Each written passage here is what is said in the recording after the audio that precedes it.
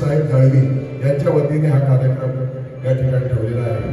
तर त्यांचे आभार मानून संपूर्ण मंडळाचे आभार मानतो, पदाधिकाऱ्यांचे आभार मानतो आणि जमलेल्या माझ्या भजन रसिकांना विनम्र अभिवादन करून माझ्या भजनाला मी सुरुवात करतो. जय हिंद जय महाराष्ट्र.